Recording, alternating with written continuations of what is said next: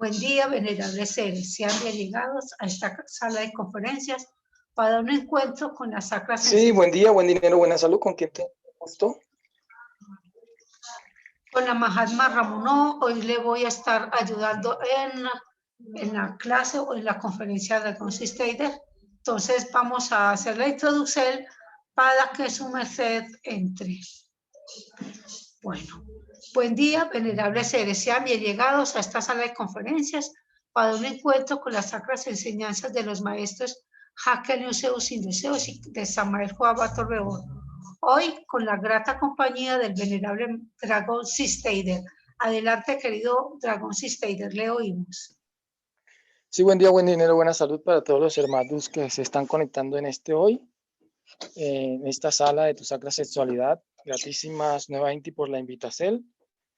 Vamos a continuar con un tema que hemos venido hablando ya en varias ocasiones acerca del drama cósmico que vienen a cumplir los Cristos.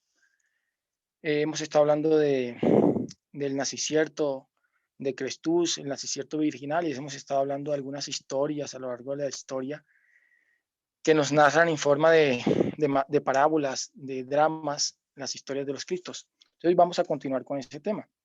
Entonces le pedimos el bien a un ser, a una Eva, que por favor nos eleve una oración para poder dar inicio a la conferencia del día de hoy. Adelante. Entonces. No sé si alguno de los presentes han estado en las clases anteriores o ninguno de los presentes ha estado en las clases anteriores. Adelante, Isidro. No, no he estado en las conferencias anteriores. Adelante, maestro.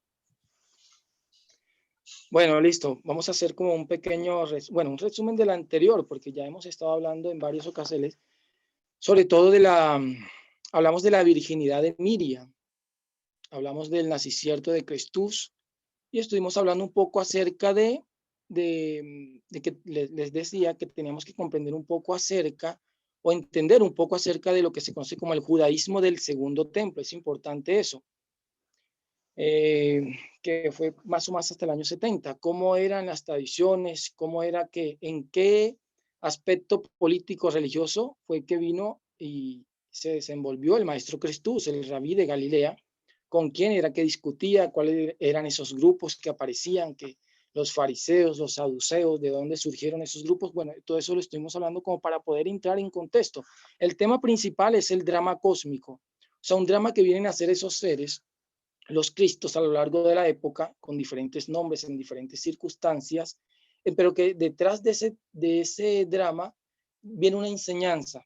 Y lo que tenemos que nosotros procurar todos, porque desafortunadamente la humanidad nos enseñaron, porque nosotros aprendemos cosas porque así nos enseñan nuestros padres en la escuela, nos enseñan de una forma, pero tenemos que salir de dar un pasito más adelante, ir más allá. Eso sucede desafortunadamente con las escrituras, por eso no se han entendido las escrituras, debido primero a las malas traducciones que se han hecho desde que los rollos originalmente en hebreo.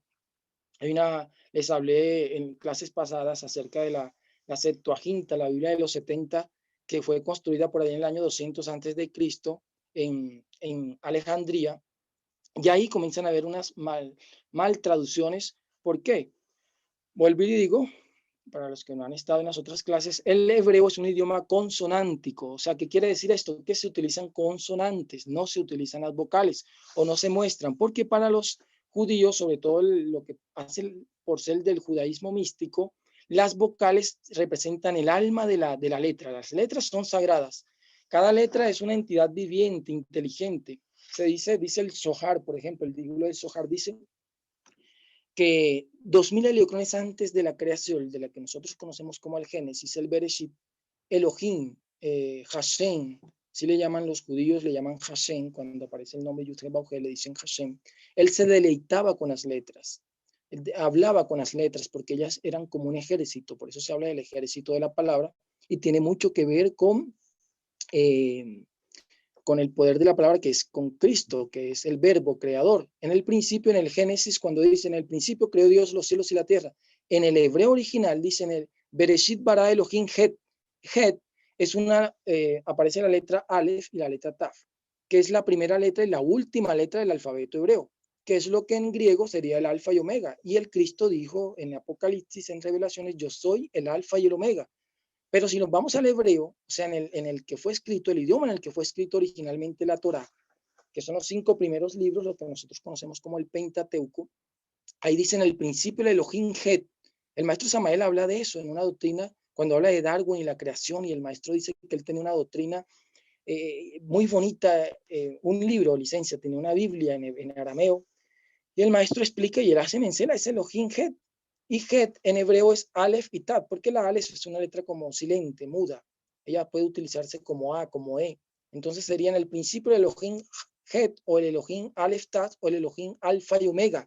O sea, está haciendo referencia a ese principio creador, formador, que es cuando de pronto leemos en los evangelios y nos dicen, en el principio era el verbo y por el verbo fueron hechas todas las cosas. Sí, por ese verbo fueron hechas todas las cosas. O sea, ese verbo fecunda, empieza a fecundar el caos, la pakriti de la que hablaban los indostanes. Ahí se empieza a fecundar ese caos. Entonces, desafortunadamente, las Biblias han sido manipuladas, les han quitado versos importantes y sobre todo en las traducciones que les estaba diciendo, como es consonántico, solo se utilizan consonantes, entonces una palabra o el idioma empieza a ser polisémico. ¿Qué es polisémico? Que una palabra puede tomar diferentes significados porque solo se utilizan consonantes. Pongo un ejemplo, la palabra casa en español, para que me entiendan, que tiene la C, la A, la S y la A.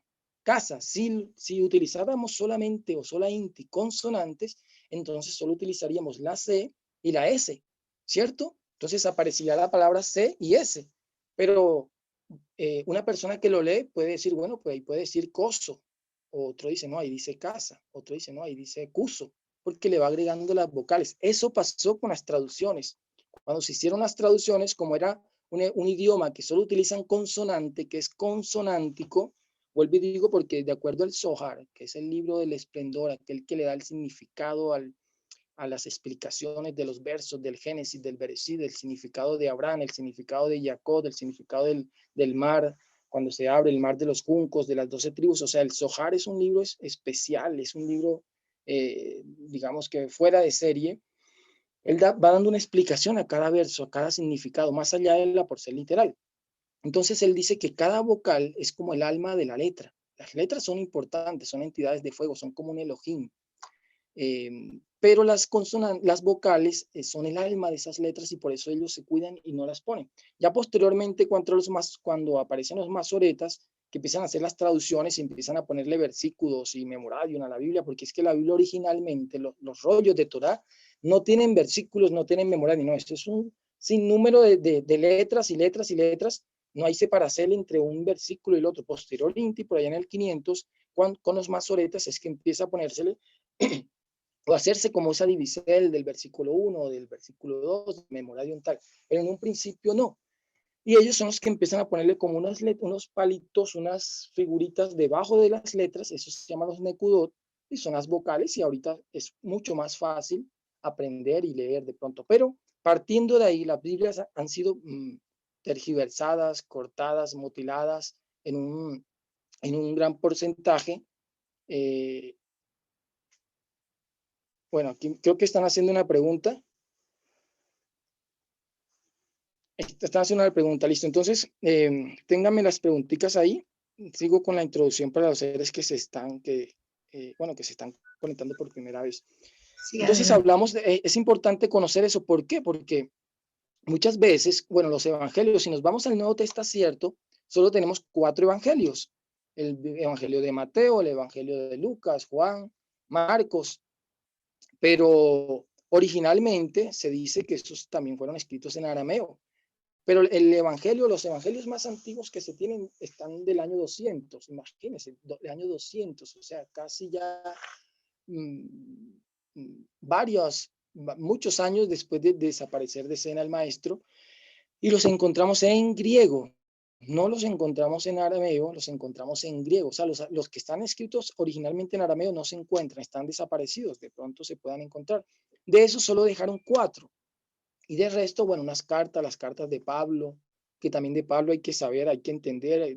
Por ahí tenemos pendiente también hablar de Pablo, Saulo, hablar para poder entender cuál era la misión de Pablo, qué era lo que buscaba, por qué muchas porceles apareciera como si Pablo estuviera como tergiversando un poco las primitivas enseñanzas o primigenias enseñanzas que el maestro enseñó a sus primeros discípulos, cuando Pablo empieza a hacer como unas modificaciones de todas los 27 libros que aparecen en el Nuevo Testamento. Creo que 17 o algo más se le atribuyen a Pablo, no todos. O sea, varios de esos 17 se le atribuyen a él, pero con certeza se sabe de 7 cartas. Pero hay que entender cómo fueron escritos los evangelios.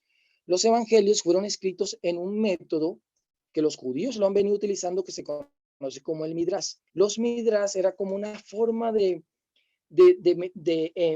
enseñar, de dar un mensaje, pero estaba codificado, estaba escrito como en parábolas, a veces un poquito exagerado. Es más, los judíos tienen unos libros que se llaman los Midrash, en donde ellos hablan del Génesis, de la Torá, de los 5 primeros libros, y dan una explicación. Eso se conoce como un método como el Midrash. Aparentemente son como unas exageraciones, pero ellos lo que buscaban era guardar ese secreto y no dárselo a todo. No todo el mundo tenía acceso a eso. Ahí, cuando uno lee el Midrash, los que de pronto tengan la oportunidad, ahí hablan de Samas y dicen, y lo de la serpiente y todo lo que de pronto los maestros nos han enseñado, porque los maestros, ellos han estado en esos tiempos escribiendo esos libros con diferentes nombres en diferentes épocas, pero han sido los mismos. Entonces ellos nos han develado esos secretos y esos misterios de forma fácil. Los judíos lo conocen, solo que ellos son un poquito más recelosos en ese aspecto, pero en los Midrash ahí están ocultos. Los evangelios están escritos en ese estilo literario conocido como los Midrash, y hay que entenderlo para poder entender los evangelios. Si no, la gente entra, por ejemplo, un judío que lee el evangelio, el Nuevo Testamento, muchos no creen, la mayoría.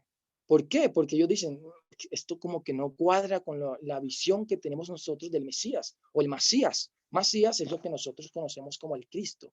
Para ellos es el Masías. Ellos estaban esperando el Masías. Pero ahí intervinieron mucho de eso también tenemos como, hay varias conferencias o varios temas que tenemos ahí como pendientes. Vamos a hablar de los concilios. Es importante entender cuál fue el papel de los concilios en lo que nosotros hoy conocemos como el cristianismo, que nada tiene que ver o mucho está alejado del cristianismo primitivo que enseñó el maestro Jesús a sus discípulos. Los nosrí se le conocía, los nazarenos, pero que posteriormente con los concilios la iglesia intervino y fue agregando unos dogmas. Todo eso lo hablamos en varias clases pasadas, cuando la iglesia agregó unos dogmas para ellos hablar de la virginidad de María, pero a su acomodo.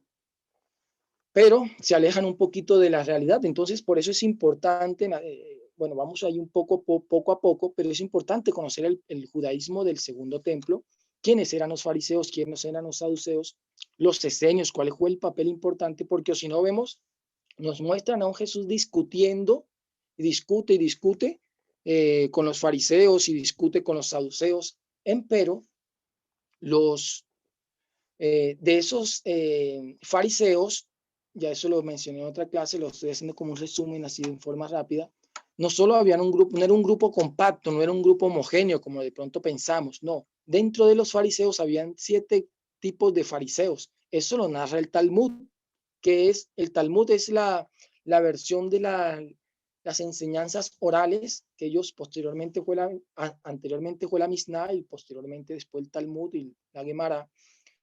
Y ahí ellos plasmaron las tradiciones que ellos traían de generación en generación. Luego que empiezan a ver esas diásporas, esas salidas, ellos deciden hacer ese libro, el Talmud, que también hay que saberlo entender porque de todas maneras también intervinieron, metieron mano hombres a ese Talmud. Entonces eso hay que tenerlo presente. Los fariseos no era un grupo homogéneo, un grupo compacto, sino que habían 7 grupos, el Talmud lo dice, y de esos 5 son con los que discutía Crestus Constante Inti. Ellos habían agregado mandamientos de hombres, habían agregado enseñanzas, pero que se salían de las verdaderas enseñanzas. Por eso es que muchos le dicen, es que el maestro, tus discípulos están violando el sábado. No, ellos no estaban violando el sábado. De acuerdo a los mandatos que ellos habían agregado, sí, pero Jesús no se regía por mandatos de hombres, él se regía por mandatos, los mandatos de Elohim. Por eso él les decía, no, esperen, aguanten, Así no es la cosa como ustedes están diciendo. Es más, él conocía de la Torá y se la conocía de principio a fin, de principio a fin. Por eso él dice, escudriñar las escrituras, porque ellas son las que dan cierto y ellas hablan de mí. Entonces, eso lo hemos estado hablando, hemos profundizado un poco más en cada uno de esos grupos, cómo nacieron, cuál fue su papel, porque si vemos a Jesús discutiendo, uno piensa que sí, como que él estaba en contra, y sí estaba en contra de ciertos sectores, ciertos grupos, pero de esos 7 grupos habían 2 que estaban a favor de él. Por eso a él le llamaban el rabí, porque rabí se le llama al fariseo. Rabí es un rabino, o sea, un maestro de Torá, aquel que estudiaba la Torá para enseñarla al pueblo. Y cada rabino en esa época, lo que se conoce como en el judaísmo del segundo templo, cada rabino podía interpretar la Torá de acuerdo a lo que él pensaba. Entonces ahí es donde nacen las comunidades y nacen las sinagogas, porque cada maestro de Torá, él formaba su grupo y empezaba a enseñar. Eso que hacía el maestro en esa época era típico, que un rabino se parara en una esquina y empezara a hablar de un tema y el otro le preguntaba y el otro discutía y el otro para llegar siempre buscando enaltecer y sacar lo mejor de las enseñanzas. De esos, por ejemplo, de los fariseos, eso también lo mencionamos, está José de Arimatea, era de esos fariseos. Nicodemo era de esos fariseos, pero que ellos aceptaban que el maestro Jesús era el Mesías, era el Crestos, o lo que los judíos conocen como el Mesías. Y había muchos, pero solo nos muestran, es como si él estuviera discutiendo con un cierto tipo de ellos. Eran las discusiones. En esa época también existían 2 escuelas muy importantes, que eran una es la escuela de Shammai, otra es la escuela de Hillel. La escuela de Shammai era la escuela conservadora, ortodoxa, era la escuela más estricta, mientras que la escuela de Hillel, que eran como dos ancianos de sabiduría, era un poco más flexible. La escuela de Shammai decía, si una persona se enferma el día de Shabbat, pues que se enferme y listo, esa es la voluntad de Dios, no podemos hacer nada. Pero Hillel decía, no, la vida prima por encima del Shabbat. Si una persona se enferma, hay que buscar los medios. Y entonces en los tiempos de Jesús, unos fariseos estaban a favor de Shammai, otros fariseos estaban a favor de Hillel, otros estaban como intermedios. Por eso vemos ese tipo de discusiones. Pero si no entendemos eso, si no sabemos digamos que la esencia de la historia, de los sucesos que se daban en esa época, pues la gente pues interpreta los evangelios así como siempre lo han interpretado y como de pronto nos muestran en las películas, en los videos, y eso hay que entenderlo.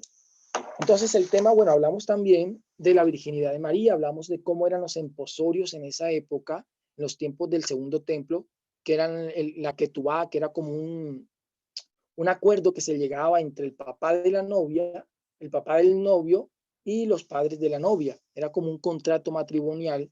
Y hablamos de Erusín, que era como un tiempo, hablamos de Misuín. Erusín era como, se iniciaba, era como el inicio, como un noviazgo, no el noviazgo que hoy conocemos. Ya ellos se emposaban, pero ya se consumaba el emposorio como tal en algo que se conoce como Misuín. Eso duraba aproximadamente un heliocrón. Bueno, hablamos de varios aspectos con respecto a ese tema, y tocamos acerca de la virginidad de María y cómo también la iglesia intervino. Hablamos de acuerdo a las enseñanzas de los maestros, cómo había habido el nacimiento de Jesús, que él era un hijo de la luz, y decíamos que estaban los hijos de la fornicación, de donde hemos nacido el 99 y punto y más por ciento de la humanidad, en el cual se derrama el semen y se pierde en ese semen van de 200 o 450 millones de espermatozoides y solo uno es el que va a fecundar el óvulo.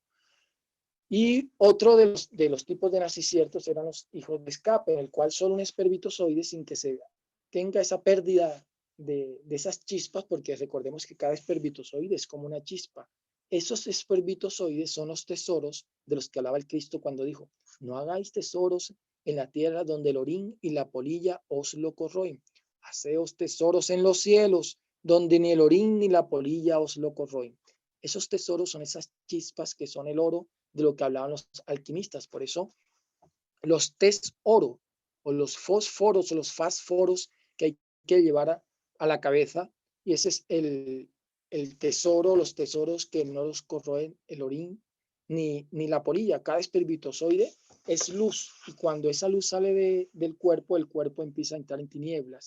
Por eso los hombres castos, los hombres sacros en todas las épocas han sido pintados y dibujados por los pintores de las épocas con una aureola en su cabeza.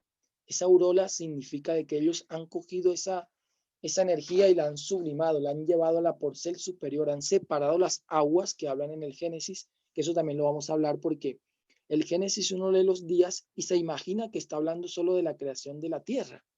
Está hablando, sí, del primer día, de la separación de la luz de las tinieblas, luego viene la separación de las aguas, se destapa la seca, pero resulta que el Génesis es un libro de alquimia y tiene que ver con esos 7 días también que se conocen las iglesias.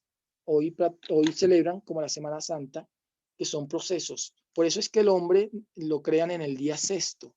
O sea, viene la separación de la luz de las tinieblas, que esos procesos deben ocurrir dentro de nosotros. El maestro Samael decía que si un alquimista lee el Génesis, él lo va a entender a la perfección, porque el Génesis es un libro de alquimia. Los 7 días de la creación son procesos que deben ocurrir interior inti en nosotros. Todo eso tiene un significado y tienen que ver también con los 7 días que se habla de la Semana Sacra para resucitar ese hombre superior dentro de nosotros. Al 6º día es que nace, nos narra la Biblia que fue criado o formado Adán. Dentro de nosotros debe ser formado también este Adán porque está caído. Pero tenemos que volvernos alquimistas, tenemos que conocer la terminología. Los alquimistas, ellos en la Edad Media, hablaban en forma encriptada y sus libros están un poco ocultos y como que no se entienden y tienen símbolos y tienen figuras y tienen números y animales y colores, pero tienen un significado. Así está escrito el Génesis. Por eso el maestro Samael decía, si un alquimista lee el Génesis lo va a entender a la perfección, pero el que no conoce de alquimia, el que no conoce de cábala, de numerología, entonces lee el Génesis y bueno, dice, pero esto como que no me cuadra, como así que 7 días y como así que al 4º día crearon el sol, pero en los primeros días hablan de separar la luz de las tinieblas. O sea, no se entiende porque el libro está codificado, la Biblia está codificada, está sellada. Y ella nos muestra unos dramas, nos muestra unas historias, nos muestra unos profetas, nos muestra unas guerras, nos muestra un pueblo. Todo eso tiene un significado a nivel individual, pero también tiene un significado a nivel colectivo. Y ese drama que ellos nos los muestran como un teatro, como una película, como un video, como cuando vamos a una obra de teatro, ellos nos los muestran. Entonces son unos arquetipos. Abraham es un arquetipo, pero ese arquetipo tenemos que interiorizarlo. O sea, todo ese drama debe ocurrir en la conciencia de los seres humanos, hombres y mujeres. Dentro de cada uno de nosotros tenemos que interiorizar ese drama, o si no, no vamos a entender las Sagradas Escrituras. Y por eso han habido tantas tergiversaciones. Por eso cada uno le da una interpretación diferente a las Escrituras, porque no se tienen las herramientas para poder lograrlo. Entonces, de eso hemos estado hablando. El tema principal es el drama o el drama cósmico de Crestus, del Crestus, de la energía Crestus. Antes del maestro Crestus, que él nos mostrara todo ese drama, vamos a encontrar unos personajes allí. De eso quería, bueno, hablar hoy. Vamos a encontrar unas figuras, vamos a encontrar unos, sí, también son arquetipos, los discípulos, los apóstoles de él.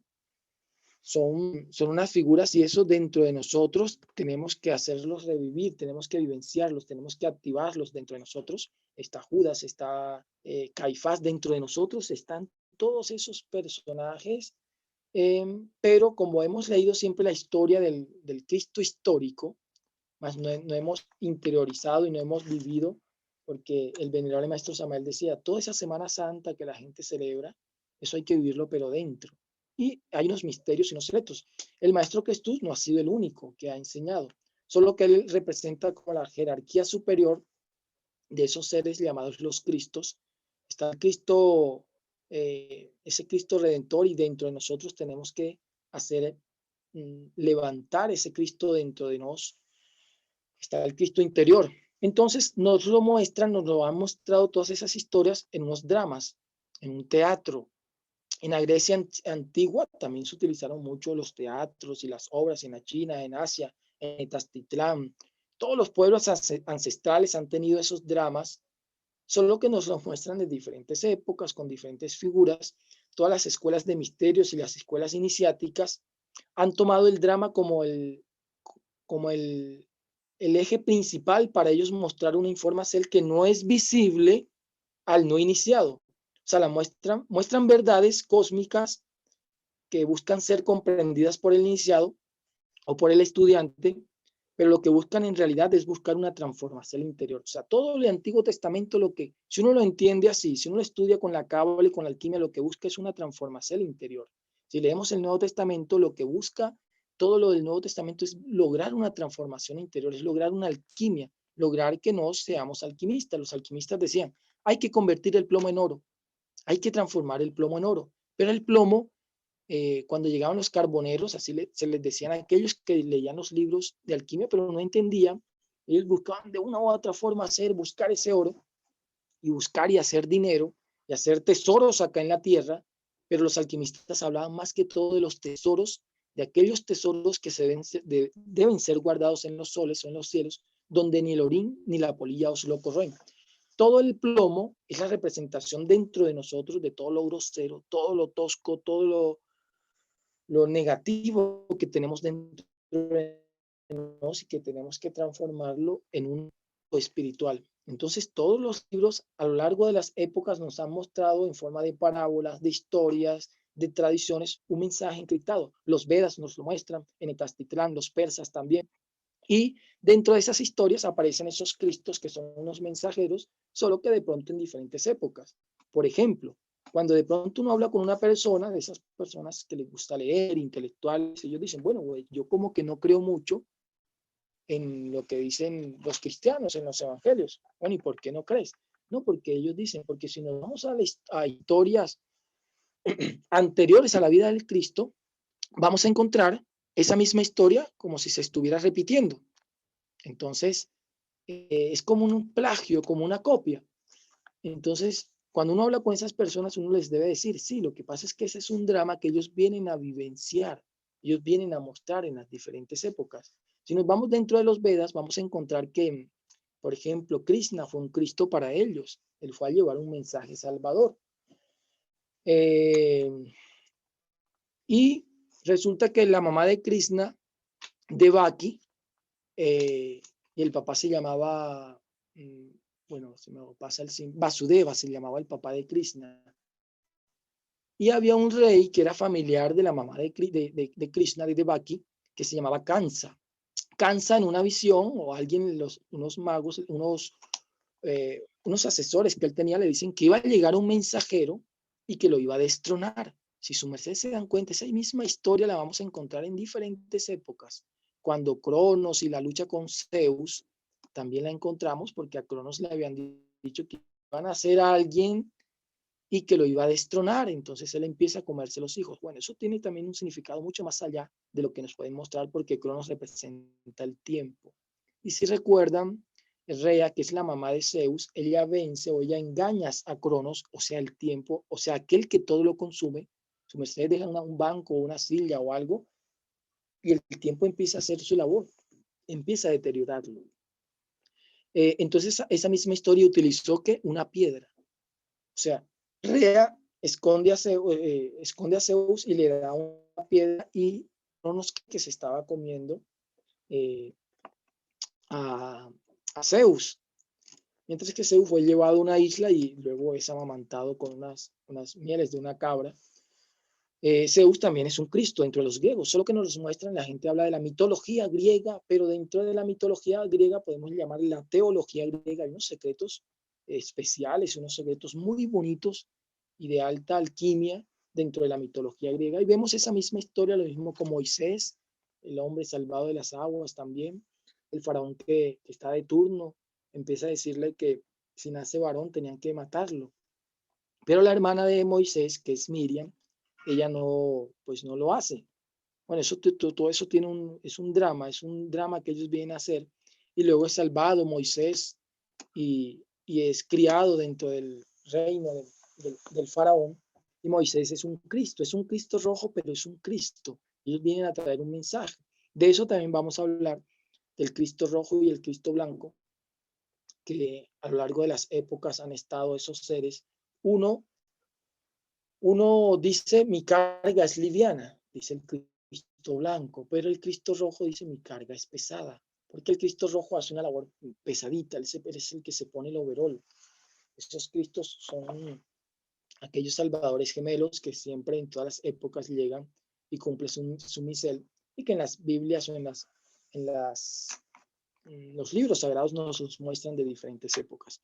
Entonces eso lo vamos a encontrar en los Vedas, lo vamos a encontrar en los persas, lo vamos a encontrar en China, con diferentes nombres, con diferentes circunstancias, cambian algunas cosas, pero la esencia de la enseñanza es la misma, es la enseñanza de ese drama cósmico que viene a cumplir esos Cristos o esos salvadores en todos los tiempos. Entonces, eso les estaba diciendo de Baki, y ella le toca huir con el hijo, con el niño, igual que la historia de Cristo, solo que acá aparecen otros personajes, y aparece Herodes, y aparece José, y aparece Miriam, pero en realidad es un drama que ellos vienen a cumplir en diferentes épocas. Otra cosa que hay que entender es que cada Cristo, luego de que él cumple su misel, a cada Cristo siempre llega un plagiador.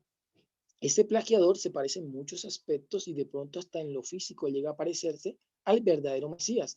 Pero él se encarga de ir tergiversando a lo largo del tiempo las verdaderas enseñanzas y empieza a acomodarla a las enseñanzas que esos plagiadores quieren. Buda tuvo su plagiador, Krishna tuvo su plagiador, Crestusus tuvo su plagiador, y esos plagiadores es los que desafortunadamente quedan adorando las humanidades, y las humanidades quedan adorando a lo largo de los tiempos, y por eso es que vemos que aún en grupos y círculos esotéricos se habla y dice, no, es que los Cristos nacen un 24 de diciembre.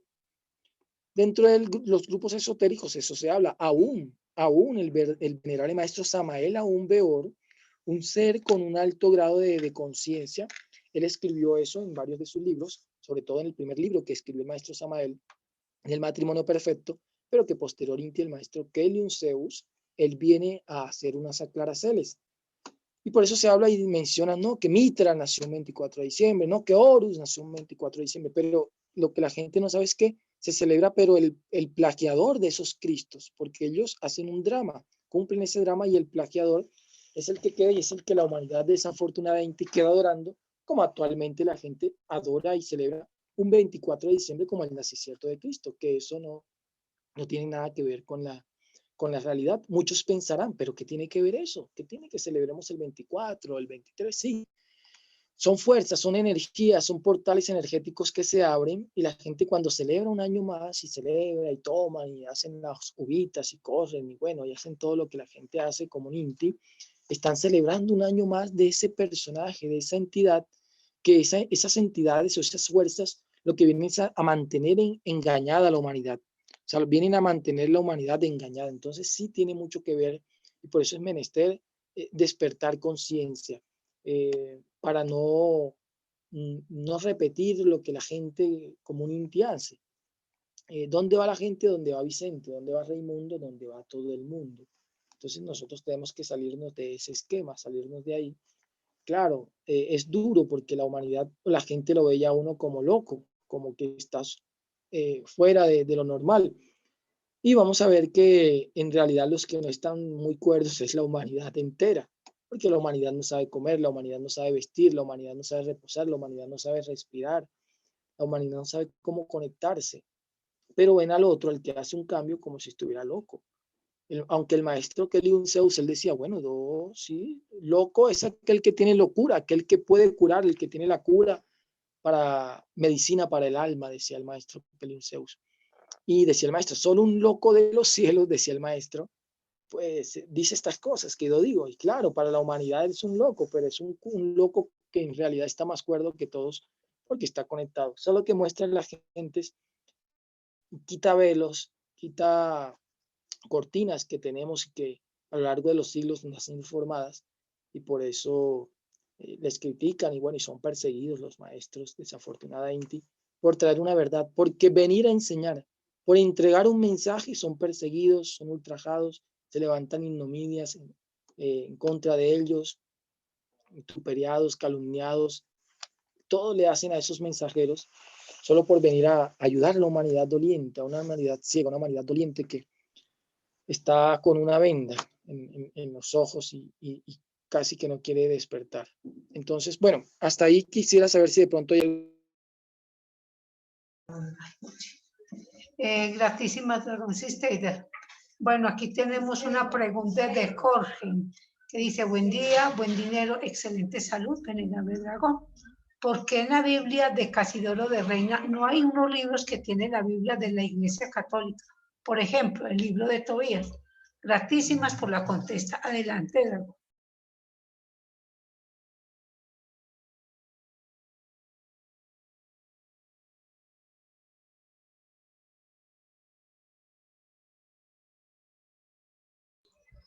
Dragón, ¿sí oye la pregunta?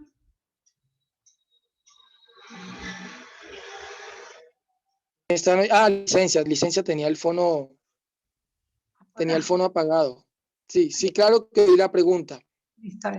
Hay algunos libros que se diferencian de lo que es la Biblia protestante de la Biblia católica. Muchos tienen muchos libros en común, pero hay algunos que no fueron considerados como aptos para estar en el canon. Por allá en el año 180 después de Cristo, Irineo de León, él es uno de los que da esa lección y es el que deja los evangelios que tenemos, porque eran muchos más evangelios, y cuenta Irineo que hicieron como una reunión y pusieron todos los evangelios, y los que se elevaron, dice Irineo de León, fueron los que eran aptos. Lo que pasa es que eran los que más se acomodaban a lo que la iglesia quería. O sea, el Cristo que la iglesia quería mostrar posteriormente, y es lo que nosotros hoy conocemos como lo que nosotros conocemos como el cristianismo. El libro de Tobías, si estoy bien, él aparecía en la Septuaginta, aparecía. La Septuaginta es una de las Biblias que leían en griego. Fue una traducción que se hizo del hebreo al griego. Los judíos que se encontraban en Alejandría, ellos ya hablaban hebreo, porque cuando Alejandro Magno forma Alejandría empezó a ser conformada la mitad estaba conformada por griegos y la otra mitad por judíos. Pero esos judíos que se encontraban ahí ya empezaron a perder, a olvidar el hebreo, entonces pidieron al tal Ptolomeo que les concediera la opción de tener una Biblia, pero en griego. Y ahí es donde se llevó a efecto la Septuaginta, que era común aceptada por los judíos que se encontraban en la diáspora. Por eso ella fue formada ahí.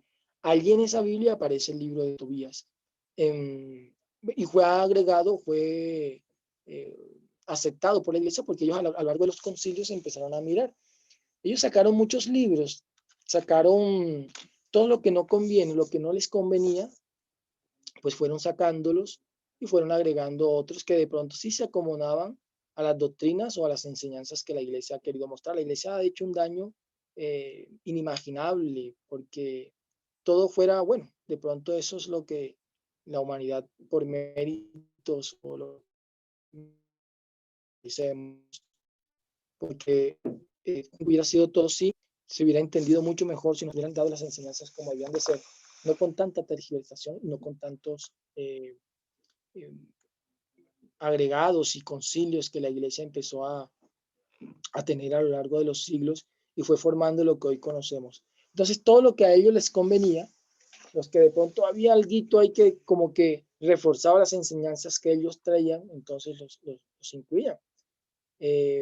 Habría que mirar, por ejemplo, los evangelios de Tomás, los fueron sacados, que pertenecen a los apócrifos. Cuando se encuentran los rollos allá en las cuevas de Qumran, los campesinos de allá de esa región, ellos le vendieron esos rollos que encontraron al mejor postor. Y el mejor postor fue la Iglesia Católica, los compró y ella los tiene, muchos de esos los tiene ella en la Biblioteca del Vaticano, y dice que, bueno, que los van a estudiar y que posteriormente los iban a mostrar, pero no, en realidad ellos muchas cosas no les conviene decir, sobre todo las enseñanzas primitivas de Crestus, las enseñanzas que enseñó él a los más cercanos a él. Entonces esos libros no los muestran. pero sí nos muestran más que todo, si vemos el Nuevo Testamento, nos muestran más que todo, habla mucho de las enseñanzas de Pablo, Pablo de Tarso. Pablo no era de los 12, Pablo era un fariseo, bueno, dice él que es fariseo, pero hay algo, bueno, de pronto en otra ocasión hablemos. Él en una de sus cartas, Pablo dice que el Sanedrín, que aclaro también que no era la representación del pueblo judío, el Sanedrín se supone que era un grupo de 70, 72 ancianos que tenían potestades que elegían y eran como la representación, pero en esa época de Crestus, ese Sanedrín era una cantidad de corruptos, en su mayoría estaba conformada por saduceos, que eran la élite, el dinero, la gente que tenía el dinero. Ellos eran adictos al régimen, ellos estaban unidos con Roma, en su mayoría estaba conformada por saduceos. Saduceos se diferenciaban un poco ellos solo creían en los 5 primeros libros, no creían en la resurrección de los muertos, no creían en ángeles, no creían en una vida después de la muerte. Ellos leían, ¿no?, lo que dice ahí en la Biblia, en los 5 primeros libros, y listo, a rajatabla, como dice. Muéstrame en la Biblia dónde está la venida del Cristo. Ellos fueron uno de los principales perseguidores cuando alguien se proclamaba, porque es que la gente piensa que en la época de Crestus solo él se proclamó como el Mesías. Fueron muchos, se habla de, creo que de 32, 34 personajes que se proclamaron, se mostraron como el Mesías. Y todo aquel que decía que era el Mesías, como iba a ser el rey de Israel, entonces no les convenía a los saduceos, y por eso, como ellos estaban unidos al régimen, era como si van a destronar a Roma. Entonces, cuando alguien se proclamaba y decía que ahí está el Mesías, a por ellos, y era la persecución, porque una persona podía hablar y enseñar parábolas, y eso a ellos no les interesaba. Ellos para eso no era nada. El problema era cuando esa persona se proclamaba como el Mesías. Entonces allá era otra cuestión. Entonces en ese Sanedrín, en su gran mayoría estaba conformado era por saduceos, en una gran minoría por fariseos. Pero esos saduceos estaban todos corrompidos y les interesaba el dinero, eran la élite, como les digo, eran la élite de los judíos de esa época. De esos yo les hablé en una ocasión que habían aproximadamente en esa época, la época de Cristo, unos 5 millones de judíos, de los cuales 2.5, o sea, la mitad, se encontraban allí en toda esa región de Judea, en toda esa región, y 2.5 en la diáspora, o sea, por fuera. Y Pablo era judío porque él venía de ascendencia judía. Bueno, creo que era de la tribu de Benjamín, como él lo menciona. Pablo era un erudito. Pablo se conocía la Torá de principio a fin. Pablo conocía la jurisprudencia judía. Pablo sabía griego, Pablo sabía arameo, Pablo sabía hebreo. Él era un estratega y conocía de la Torá, y por eso él le podía dar vueltas, pero no se entendió también, bueno, cuál fue la misión de Pablo, pero digamos que muchos grupos, sobre todo la Iglesia Católica, ellos se basan y leen mucho de las historias, de las cartas de Pablo, que también hay que entender porque no todas las cartas iban dirigidas a un grupo, sino a diferentes grupos, y habría que entrar al contexto histórico, político, geográfico, cultural de la época. Porque Pablo, cuando se le hablaba enviaba una carta, se le hablaba de pronto a las circunstancias que se estaban viviendo en esa época, o cuando se enviaba una carta a otro lado, pues era de acuerdo a lo que se está hablando, pero la gente leen y creen que todo era así. Bueno, esa es una historia que también me gustaría hablar de por qué y en qué momento es que empieza a haber como un fraccionacierto entre las primeras enseñanzas del Cristo, del maestro, y las enseñanzas de lo que se conoce hoy como el cristianismo que hoy conocemos. Empieza a haber como una ruptura. Eso ocurre a lo largo del tiempo, eso no fue de un día para otro. Se fue dando a lo largo del tiempo hasta que llegó, bueno, esto de este lado y esto del otro lado. Y por causa de eso han habido miles de muertos, tanto de un bando como del otro, tanto del lado del judaísmo, porque empezó a tejerse en la mente de las cabezas de los seres. Los judíos mataron a Jesús. Los judíos mataron a Jesús. Eso también fue a propósito. Bueno, sabemos que eso hace por ser todo eso es un drama. Todo eso hace por ser de un drama cósmico. Pero eso ha creado un odio, tanto del lado de los cristianos mirando a los judíos, como los judíos mirando a los cristianos. Pero los judíos, ellos son las ramas, y ellos son el tronco, y ahí se injertan las ramas. Es más, el mismo Pablo dice en una de sus cartas, él dice que Dios les ha puesto como un velo a los judíos, pero por amor a los gentil, por amor a las personas, para que conozcan el evangelio, para que conozcan la salvación, pareciera que ellos tuvieran como un velo, pero eso es por la voluntad de Dios. O sea, él sabe cómo hace sus cosas, pero eso la gente no ha entendido y ha creado eso un odio. Un teocidio, como que empezaron a meter los judíos, mataron a Jesús, los judíos mataron a Jesús. La pregunta clave es cuáles de los judíos fueron los que empezaron a hacer, o cuáles de los judíos no lo aceptaron, porque muchísimos, pero muchísimos lo aceptaron a él como el Mesías. Claro, empiezan a haber como unos bandos, y empiezan a haber esas persecuciones y todas esas muertes que se han habido terribles, pero es así, porque se han malinterpretado. Bueno, ahí de pronto mete las manos el Satán. Entonces, para resumir, hay ciertos libros que fueron sacados y de acuerdo a lo que ellos creían que les convenía, entonces fueron incluidos. Los que no, entonces fueron sacando otro. Eso depende de los canon que fueron elegidos o que fueron autorizados, tanto de ambos bandos. Entonces, para seguir con con el tema de los dramas, estos dramas han sido para transmitir Licencia, maestro. a los... Sí, señor. Voy a hacerle una pregunta, sí, señor, ya que está hablando de los libros y de las Biblias, que hay dos dioses del Antiguo Testamento y un Dios, según la Biblia, del Nuevo Testamento. En las Biblias evangélicas le dan a Jehová como Dios, y en la Biblia católica, la Biblia de los hebreos, le llaman Yahvé.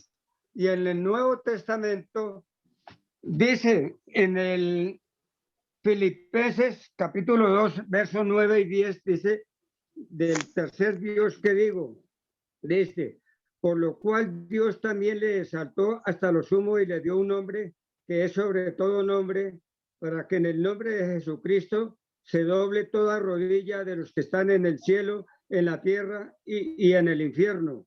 Adelante, maestro. Sí, ¿cuál es la pregunta exactamente, maestro? Su merced, la pregunta es que me haga una aclaración sobre esos tres dioses de los cuales hablan las Biblias, de Jehová, bueno, en realidad, Yahvé sí. y Jesucristo. Adelante, maestro. Bueno, en realidad, cuando leemos, por eso les decía que es importantísimo ir al origen. Si yo quiero beber el agua de una fuente, lo más cristalina, lo más limpia, ¿a dónde voy? Allá al origen, donde nace, allá en la montaña. Porque cuando ella va descendiendo, el agua se va mezclando en las riberas, en los pueblos, se pueden ir ensuciando. Existe la posibilidad de que se vaya ensuciando.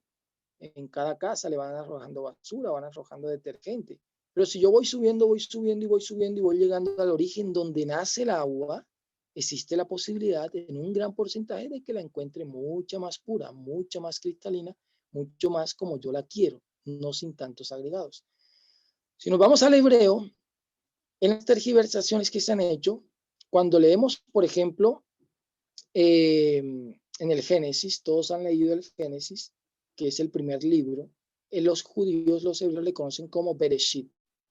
En Bereshit o Génesis dice, en el principio Elohim Het, Elohim, o sea, el nombre que aparece para representar a la divinidad es Elohim.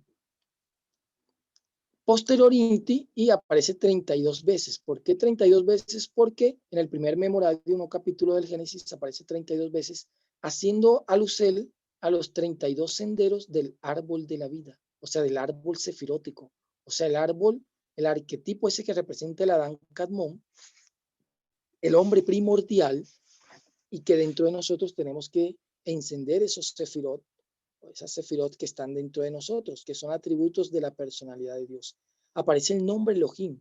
Posteriormente a ese Elohim, porque es que Elohim son una frecuencia. Dios, Dios, Dios, lo que nosotros conocemos como Dios, es que lo que pasa es que tenemos que quitarnos, todavía tenemos ciertos conceptos de religiosidad. Las religiones, bueno, digamos que religión viene de religar como una forma de volver a ligar a Dios, pero nosotros tenemos que estar mucho más allá de religión, porque las religiones empiezan como a encuadrar. Todo tipo de religión, todo tipo de dogmas, filosofía, empieza a encuadrar y nosotros tenemos que estar por encima de ese encuadramiento, ese encuadracierto. Entonces las religiones empiezan a hacer un adoctrinamiento. Cada religión, ellas nacen puras porque el mensajero, el que trae el mensajero de turno, el Mesías, el Cristo, él trae su mensaje, pero posteriormente con el tiempo los hombres, la mentalidad del hombre, el corazón del hombre que va de continuo al mal, como dicen las escrituras, empieza a tergiversar las cosas, empieza a agregarle cosas. En un principio aparece la palabra Elohim. Son manifestaciones de la esencia divina, son manifestaciones de esa mente cósmica y universal que cría y forma todas las cosas, pero él se va manifestando de diferentes, lo que nosotros los humanos a nuestro entender, porque es que hay cosas que se salen de la comprensión humana, del intelecto humano, entonces lo que tratamos es como de acomodar, de mirar, todavía tenemos la idea de Dios como un viejito con barba, todavía tenemos la idea de un viejito que está como mirando a ver quién la embarró, quién hizo esto para señalar, para juzgar. Ese es el concepto todavía que las religiones han dejado. Tenemos que ir mucho más allá. Entonces, él se empieza a manifestar la palabra Elohim. A esos Elohim, los Elohim son como los arquitectos. Elohim quiere decir ellos y ellas. La palabra in, al final, es de pluralidad, de muchos, de varios. Son unos seres andróginos y nosotros fuimos hechos a imagen y semejanza de esos seres. El Adán Kadmon también es un ser andrógino, por eso la Biblia habla ahí de Elohim. No habla ni siquiera de Jehová, ni habla de Yahvé, ni habla de Elohim. Elohim es un nombre de Dios, es una de las frecuencias de Dios, pero es un nombre de Dios de rigor, de Jeburá. Es un nombre de Dios de fuerza. Es más, hay una forma de uno interpretar las Sagradas Escrituras, es por medio de numerología, de gematría, de cábala. Y la palabra, cuando uno toma la palabra, hay una forma de uno interpretar las escrituras, es tomar la palabra y le suma el valor numérico de cada palabra, porque cada palabra está formada por letras y cada letra le corresponde un número. La palabra Elohim, el valor numérico es 86, el valor numérico en hebreo. Y 86 es la misma gematría, el mismo valor numérico de la palabra Ateva. Y Ateva quiere decir naturaleza, las leyes de la naturaleza. Por eso es que una persona está aquí en este mundo tridimensional y si se tira de pronto de un edificio, si se tira de un piso octavo, de un piso 10, puede ser el presidente, puede ser el científico, puede ser el cura, el monje, puede ser lo que sea. Si se tira, hay unas leyes que dicen de que esa persona pues, se va a fracturar.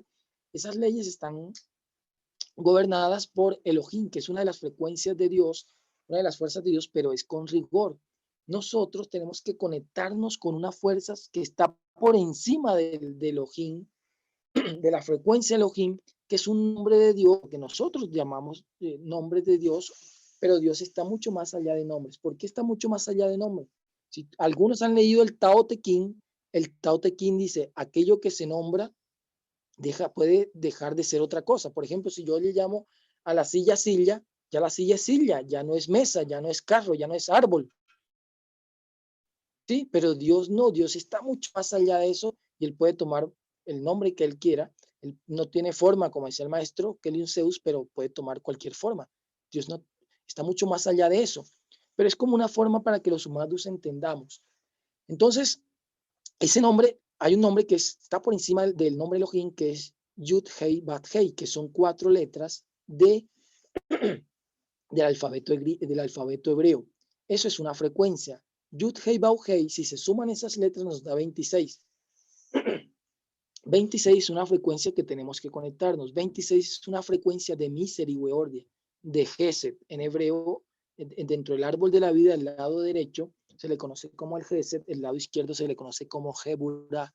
tenemos que conectarnos con Yud He Vav Hei. Por eso es que los judíos, yo les decía lo mismo, en las Biblias no aparece ni siquiera aparece Yahvé ni aparece Jehová, sino que aparecen las 4 letras o lo que se conoce como el tetragramaton.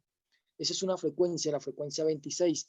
Si miramos una palabra dentro del cuerpo que tenga que ver con 26 en hebreo, estoy hablando de hebreo, porque vamos a entender un poquito no las traducciones. Hay una palabra que es kabet. Kabet es hígado. Hígado en hebreo es kabet y tiene el valor numérico de 26, o sea, el mismo valor numérico de Yud He Vav Hei. Por eso el maestro Kelly Zeus decía, oiga, qué importante es limpiar el hígado, o el hígado, o el que te liga do, o el que te liga el uno, o el que te liga Dios. Do es Dios, el hígado, tener el hígado limpio. Eso es una de las formas de empezar a interpretar las Sagradas Escrituras. Entonces Dios está más allá de nombres, pero esos nombres son formas como Él se empieza a manifestar. Yud He Vav Hei, más que un nombre, es una ecuación o una ecuación. Con esa ecuación fueron formadas todas las cosas. En el árbol de la vida, en el árbol sefirótico, está dividido por diferentes, bueno, los judíos místicos le llaman mundos. Está el mundo de Asilut, que es el mundo de la emanación, el mundo de Beriat, el mundo de Yetzirat, el mundo de Asías, que es este mundo físico, el mundo que corresponde a la sefirá de Malhut. Y en ese árbol de la vida están esas 4 letras, porque ella es una ecuacel. Por eso nosotros debemos de conectarnos. Yo en otros días he dado unas prácticas para uno conectarse y es antes de irse a reposar, uno empieza a visualizar esas letras y las puede visualizar o las puede mencelar mental-inti, el mayor número de veces hasta quedarse reposado. Como entramos en alfa, momentos antes de irnos a reposar y momentos después, cuando ya nos despertamos, un mozertico después, el cuerpo entra en alfa.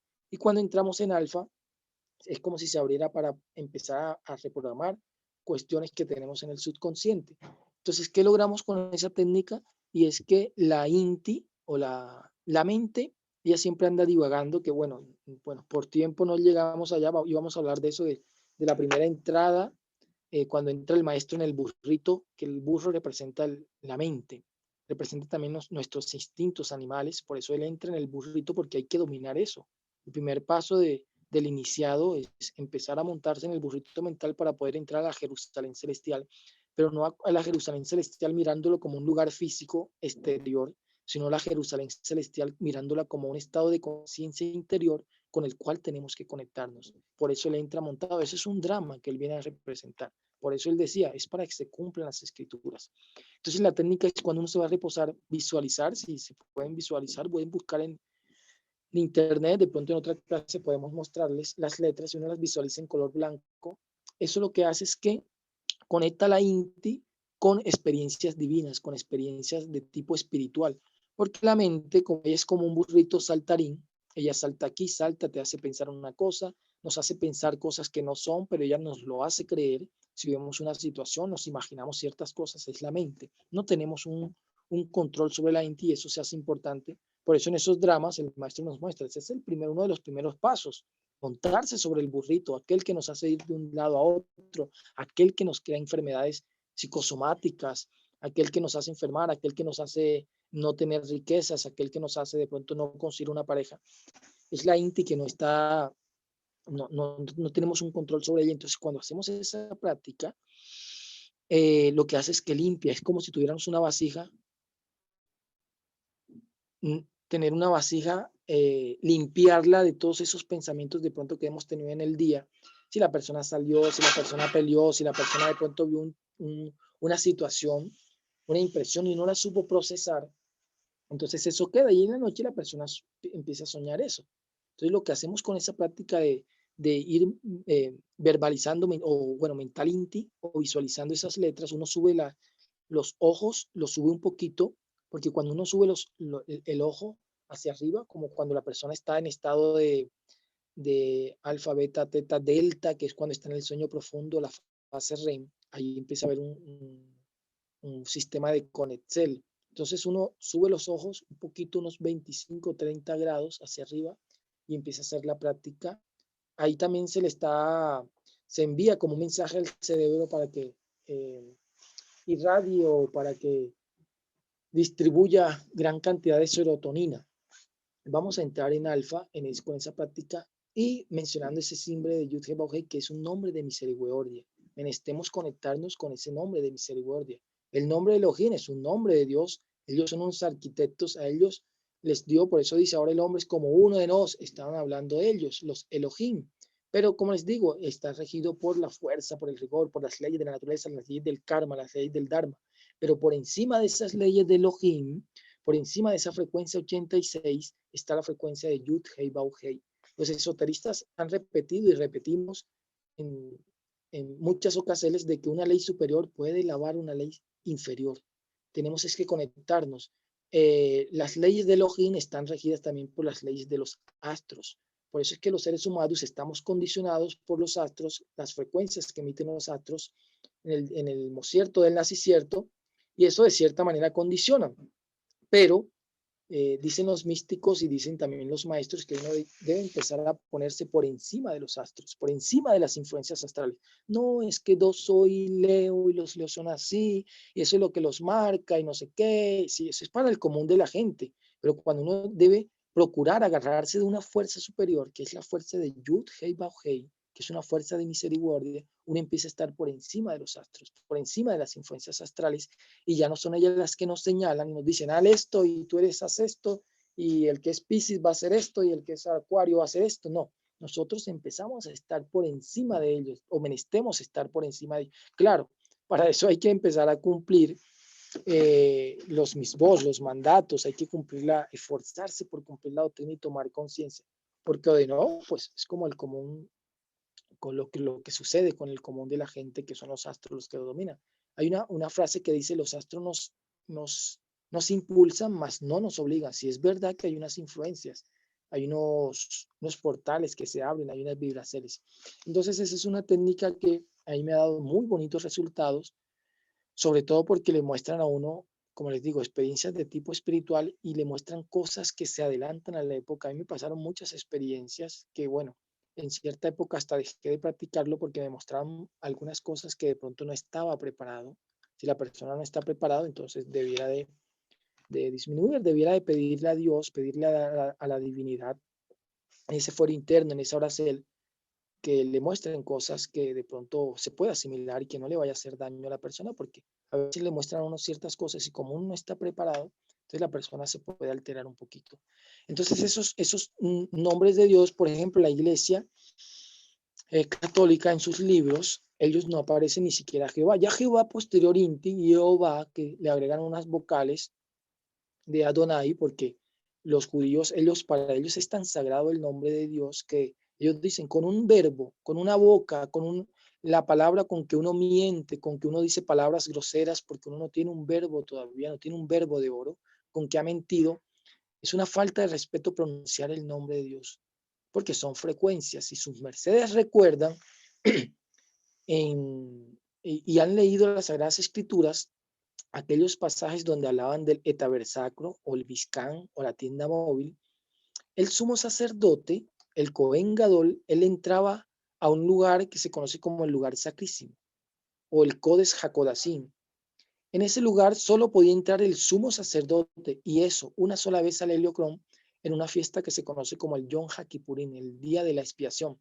Eso lo celebran los judíos, hoy lo siguen celebrando a los 10 días del mes de Tishrei, que es el mes séptimo, por allá en septiembre, en la constelación de Ari, en septiembre, de Libra, en Libra, porque ahí hay unas balanzas, se empieza la ley a juzgar. Son portales que se abren, la gente ve y piensa que son unas fiestas que ahí que los judíos inventaron y que bueno, que los celebran. No, son unos portales energéticos, son unas ventanas energéticas. Llegan unos paquetes de energía, algunos de misericordia, de gesed, de bondad, otros paquetes de juicio, de rigor. El esoterista, el místico, el cabalista, el teurgo, él tiene que tener las herramientas, tenemos que tener las herramientas ciertas o para recibir y almacenar esos influjos divinos o para protegernos de ciertas vibraciones que llegan. Entonces, una sola vez al Heliocrón entraba el Cohen Gadol. Bueno, Moisés podía entrar cualquier día, porque es que Moisés es ese cabro Azazel, él es un Cristo rojo y él tiene potestad en los cielos, en la tierra y en los infiernos. Por gracias a Moisés es que se puede hacer esa conexión de lo más sublime a lo más inferior, porque él es el portador de luz. Por eso es que la Vulgata Latina lo muestra y sus mercedes han visto la estatua, la imagen de Miguel Ángel, que él lo muestra con unos cuernitos y muchos piensan y dicen, bueno, seguro fue porque cuando Jerónimo allá en el año 386 formó la Vulgata Latina, que es como un latín vulgo, un latín para el pueblo, él, como no sabía el griego original, las palabras, la palabra corno, di carno, tiene mucho parecido. Uno significa luz y el otro representa cuerno. Entonces, bueno, se equivocó y en vez de poner luz, puso cuerno. Y sí y no, lo que pasa es que seguro él conocía, Miguel Ángel seguro conocía que él es ese cabro Azazel, por eso es representado por unos cuernos. Y eso representa la potencia sexual, la fuerza sexual, eso representa ese cabro. Por eso en esa fiesta, en ese ritual se utilizaban dos cabros, el cabro por Azazel y un cabro por el Señor Adonai. Uno era echado a la suerte, uno era echado al desierto y el otro era sacrificado, igual que en el drama que vemos de Cristo, con los dos ladrones que tenía eh, eh, al lado, en todo ese drama cósmico. Entonces, una sola vez entraba el sumo sacerdote y él pronunciaba un nombre de Dios, solo lo podía pronunciar él. ¿Por qué solo lo podía pronunciar él? Porque no cualquier persona, no cualquier individuo podía resistir esa frecuencia. Es un poquito, bueno, como ponerle un poquito de sentido. Recibe cierto voltaje, un celular también recibe cierto voltaje. Así trabaja el árbol de la vida. Esas sefirot sirven de transformadores. La energía viene de Keter, que es lo más puro, lo más sublime, lo que nosotros podemos llamar como Dios, el anciano de los días, que es ese anciano que tiene 13 bucles, es representado, pues así es representado, pero sabemos que no es así. Y esa fuerza, esa luz viene descendiendo por esas sefirot del árbol de la vida, viene Jodma, Binaje, Sejeurati, Ferenesa, Jod, Yesod, va descendiendo hasta llegar a este mundo físico, pero va pasando por unos transformadores. Si esa luz llegara así directa, es como si conectáramos un equipo, un cometizador, a un voltaje muchísimo más alto al que él resiste, se funde, se quema. Así pasa igual Inti con esas frecuencias. Solo el Cohen Gadol podía pronunciarlo, ese nombre se le conoce como el Sen Hameforax. El Sen Hameforax se pronunciaba, ¿y por qué ese día? Porque ese día se abrían unos portales, llegaba a la Sejina, se posicionaba y decía que en el arca de la alianza los dos querubines, ellos se entrelazaban cuando llegaba esa presencia, las alas, porque los dos querubines representan el connubio sexual, o sea, todo ese tabernáculo que uno lee, el lugar sacro, el lugar sacrísimo, el arca de la alianza, las tablas de la ley, la copa donde se almacenaba el maná, donde ellos consumieron el maná durante 40 elecrones en el desierto, la mesa de los panes de la proposición, la menorá que se encontraba del lado izquierdo, que es el candelabro de 7 brazos, el altar del incienso, todo eso tiene una representación de tipo sexual. O sea, en el templo sexual de la Eva, ahí están esos comparticiertos. La Eva tiene el atrio, tiene el lugar sacro, tiene el lugar sacrísimo. Hasta el lugar sacro llegaba el sacerdote o los sacerdotes, pero al lugar sacrísimo solo podía llegar el sumo sacerdote o el Cohen Gadol y solamente una vez. Y pronunciaba ese nombre que los judíos le conocen como el Sen Hameforas, o el nombre de Dios tenía 216 letras, dicen la mística judía. O sea, no todo el mundo puede mencionar esas frecuencias. En las Biblias católicas, las evangelias aparece Jehová o aparece Dios. Por ejemplo, cuando uno lee en el principio Dios, no, en las Biblias originales no aparecía Dios, aparece Elohim. Cuando aparece Yud He Bau Hei, entonces ahí lo cambian, los evangélicos lo transforman como Jehová. El maestro enseñó que Jehová era la mejor forma de hacer de pronunciar. Es el que viene a las geas, el que viene a visitar las geas. Las esferas solo se viven por el fuego geovístico que está en el centro de la esfera. Las evas también tienen ese fuego geovístico en su templo sexual. Pero en las Biblias católicas aparece es Yahvé. Los maestros enseñaron que Yahvé es la antítesis de Jehová, es lo contrario. Es un demonio terrible. Bueno, se están elaborando, según los maestros cuentan, para levantar a ese ser y se están haciendo algunos mecanismos cósmicos para poder levantar ese ser, pero que es el que utilizan la Biblia católica, le llaman Yahvé. En realidad, como les digo, las letras que aparecen suenan como así, porque son consonantes, es como un viento, como un silbido que se inicia. Y ahí está representada la androgeneidad. Yud, la letra Yud es una letra que tiene el valor numérico de 10 y representa la semilla. Es un lado, representa la porcel masculina. Hei también. Bat representa el falo del hombre, el une, es aquel que une. Y Hei es una porcel femenina. La letra Hei es una letra de poder, de misericordia, de Gesed. La letra Hei, ella fue la que le agregaron a Abraham, por eso Abraham se llamaba Abraham y pasó a llamarse Abraham. Y empezó a tener como a conectarse. La letra Hei es recomendable también visualizarla cuando uno quiere que le salgan las cosas bien. Es una letra de Yud He Bau Hei, pero uno debiera de visualizarla, una letra de misericordia. Se la agregaron a Abraham y también se la agregaron a Sara. Ella se llamaba Sarai y lo que se hizo fue una ingeniería divina, ingeniería cósmica. Toma la Yud de Sarai. Sarai, Yud es una I, lo que nosotros conocemos como I. Eso vale 10. Se dividió y se dividió en 5 para un valor de 5 para Sarai, pasó a llamarse Sara y la otra Hei se la incrustaron a Abraham. Eso también nos da una numerología, bueno, en otra ocasión podemos hablar, nos da una numerología de cuál era el nombre que tenía anteriormente y cuál es el nombre, o sea, son frecuencias que se empiezan a tomar. Entonces, Dios va tomando diferentes frecuencias, son unas frecuencias con que Él se va a manifestar. Si Dios meneste influir misericordia, entonces se manifiesta con Yud He Bau Hei. Si Él quiere de pronto, cuando va a esas guerras cósmicas y se meneste ese poder de esas fuerzas cósmicas, entonces se utiliza el nombre de Elohim Sebaot, el Elohim de los ejércitos. El Dios Altísimo, que también es un Dios, nombre de misericordia, se conoce como el Elión, que él es una contracción del nombre de Elión, él. Por eso los nombres Miguel o Mijael, quien como Dios, significa Mijael.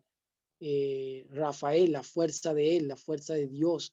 O sea, se agrega la partícula él, que es una contracción del Dios Altísimo, de Elohá o él. El Elión también, o el Shaddai, es un nombre también de poder que se utiliza sobre todo en el Salmo 91. O sea, los salmos tienen un poder porque dentro de esos salmos están los nombres de Dios incrustados. El Shaddai es el que vibra en ese Salmo 91, es un símbolo de poder. El Shaddai, que es con la letra Shin, la Dalet y la Yud, eso creo, si bien recuerdo, da un valor numérico de 345, que es el mismo valor numérico de Moshe. O sea, todas las letras o los nombres que tienen un mismo valor numérico, ellos tienen igual peso o parecido peso de conciencia con otras frecuencias, con otros nombres. Entonces son frecuencias que él va tomando, pero Dios como tal, él está mucho más allá de nombre, está mucho más allá de esa frecuencia. Tenemos que conectarnos. Si hay ciertas frecuencias que se tergiversan y la persona puede estar conectándose con ciertas fuerzas no adecuadas. Por eso los maestros recomiendan no el nombre o el simbre de Yahvé, no. Por eso el maestro dice una Biblia que diga eso no es recomendable leerla, no es recomendable estudiarla, sino buscar unas Biblias que por lo menos dentro de todos esos cambios que le han hecho, por lo menos no estén tan corrompidas en ese aspecto.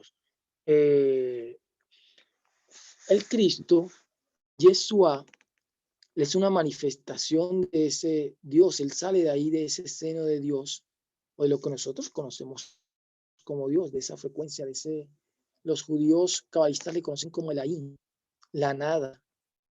No la nada porque no sea nada, sino porque en un principio esa nada lo ocupaba todo, es una luz infinita. Entonces no había cabido para que nadie estuviera ahí, nada podía estar ahí porque lo ocupaba todo. Por eso es que en el árbol de la vida o en la mística judía se le conocen como unas etapas superiores, el Ain Sof, el Ain Sof Aur. Es una forma como esa luz empezó a descender y empieza como a condensarse. Por eso vemos esos sefirot del árbol de la vida y una forma fácil de entenderlo es así. La luz va descendiendo como cuando una central eléctrica emite ese voltaje, pero esa central eléctrica, ese voltaje no llega directamente acá al cometizador o a la nevera, no, porque se puede fundir. Él pasa por unos transformadores desde donde nace hasta que va llegando. Así pasa con esa luz infinita de Dios que va descendiendo por esos sefirot del árbol de la vida y va pasando por unos filtros, por unos transformadores o biformadores hasta llegar al mundo físico, que es este mundo este mundo que conocemos, el mundo tridimensional, conocido como Malhut y que en la Biblia nos lo muestran como si fuera el Egipto. Por eso siempre se habla que hay que salir de Egipto.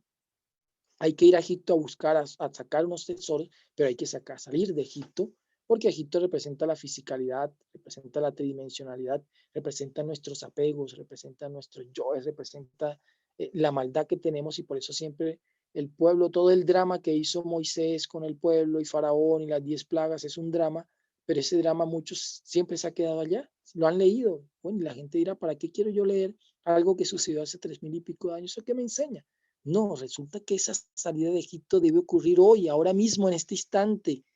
Debemos de mirar, bueno, qué es lo que me está atando, qué es lo que debo de corregir, cómo debo de oír la voz interior que está representada por Moisés, cómo no debo hacerle caso a Faraón, que representa el ego, y cada uno de los personajes que aparecen en ese drama, en esa historia, tenemos que buscarles dentro de nosotros. Porque si una persona aún es adicta a la pornografía, esa persona está Egipto, está esclava en su Egipto. Si una persona es esclava al adulterio y anda de adulterio en adulterio, esa persona todavía está en Egipto. Y todos tenemos en cierta porcel, estamos atados en cierta porcel a Egipto, en ciertas cosas que tenemos que cambiar, en ciertos vicios que tenemos que cambiar, en ciertas actitudes que tenemos que cambiar. Tenemos que empezar a salir de Egipto y por eso hay unas horas ciertas para uno empezar a salir de ese Egipto, porque está el Egipto físico, también está el Egipto espiritual y ese es el que está dentro de nosotros. Dicen los sabios que es más fácil, o sea, salir de Egipto, digamos que es fácil. Lo difícil es sacar Egipto dentro de nosotros. Por eso es que el pueblo salió y dijeron, bueno, llegó Moisés, listo, nos vamos al desierto y vamos a entrar a la Gea prometida, Canaán, bueno. Pero cuán difícil fue sacar a Egipto dentro de los corazones del pueblo. En todo el tiempo Moisés tratando con el pueblo y el pueblo nada, y el pueblo se quería hasta regresar. O sea, una persona que está en esclava, que la estaba maltratando, ¿será que se quieren regresar? Claro, porque eso está dentro, y dentro de nosotros están todos esos apegos, y esos apegos empiezan a ser amigos de nosotros, esos yoes. Por eso es que vemos, por ejemplo, en el drama cósmico de Krishna, hay una guerra en Kurukshetra, se conoce como la guerra de Kurukshetra, y Krishna en el Bhagavad Gita, Krishna está hablando con Arjuna, y Krishna le dice a Arjuna, bueno, amigo mío, tienes que ir a luchar, tienes que ir a la guerra y tienes que luchar, y le dice a Arjuna, no, Krishna, ¿cómo así me vas a enviar a luchar? No, mira, allá está mi hermano, allá está mi primo, mi abuelita, mi tío, mis amigos con los que yo jugaba en el barrio, no, yo no quiero ir a la guerra. Si se lee literalmente no se entiende eso. Krishna representa la voz de la conciencia. Krishna representa ese ser superior. Krishna representa esa voz de la conciencia dentro de nosotros y Arjuna representa nuestras personalidades. Esos amigos que ve Arjuna allá, ese abuelito, ese tío, esos amigos, son los yoes, son esas actitudes que repetimos. Claro, cuando uno repite algo, es amigo de esa actitud. Una persona que es adicta a la pornografía y lo repite y lo ve, él es amigo de esa situación, de esa actitud que tiene. El que le gusta estar en discusiones, el que le gusta estar hablando mal del otro, él es amigo de esa situación. Claro, él no lo quiere ir a discutir, que va a querer ir a pelear, si eso, él le gusta. Cuando una persona se acostumbra a algo, nos acostumbramos, porque todos tenemos algo de ese Egipto, todos tenemos una porcel de eso, nos gusta hacerlo, o le gusta hacerlo. El que le gusta criticar, él ya ni se da cuenta, inconscientemente le está criticando y habla de luz, y como si pareciera que llenara, tiene que darle alimento a esa energía, a esa fuerza que está dentro de él, tiene que alimentarlo. Lo mismo el que anda en adulterio, él ni siquiera se da cuenta y siempre anda de pronto hasta coqueteando inconscientemente, está hablando con una persona y él no se da cuenta, pero está coqueteándole. Y después vienen por ley de recurrencia y de afinidad, empiezan a ver esos círculos. Ay, pero yo ni siquiera me di cuenta cuando ya él estaba metido. Claro, se metió porque él inconscientemente empezó a traer eso, a sembrar la semilla para que se dieran esas situaciones. Por eso es que salir de las recurrencias, bueno, es fácil y es difícil.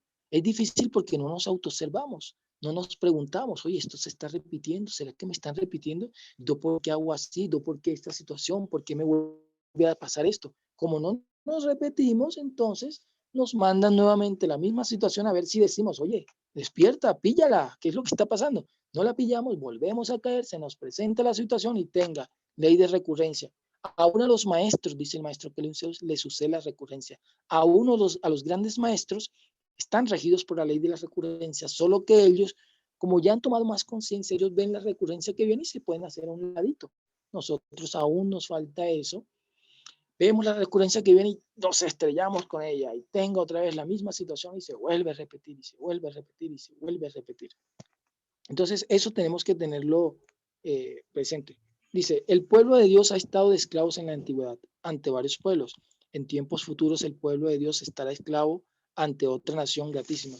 Vuelvo y le digo, esa representación que nos muestran de esa esclavitud es la representación de un drama cósmico, de unos arquetipos que vienen a representar arquetipos colectivos y arquetipos individuales. Abraham, Moisés, la situación que se nos presenta, Moisés, por eso les estaba comentando, todos independientemente, a menos que ya tenga un alto grado de liberación, estamos esclavos en Egipto. Egipto representa mi apego. Cuando yo estoy apegado a un vicio, cuando yo estoy apegado a una situación que me aleja, que me quita la luz, yo ahí estoy esclavo. Yo en este momento tengo que salir también de Egipto. O sea, esa salida de Egipto no, vuelvo y repito, no es que sucedió hace miles de años y ya, eso quedó ahí, sino que actualmente, en este instante, en este hoy, en este mismo instante, tenemos que preparar y mirar cómo es que tenemos que empezar a salir de Egipto.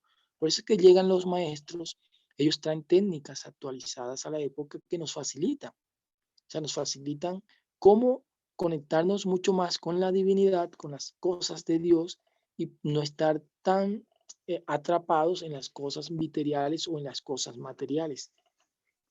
Vuelvo y digo, una persona que es adicta al alcohol, esa persona está esclava en Egipto, tiene que buscar la forma de empezar a salir de ese Egipto.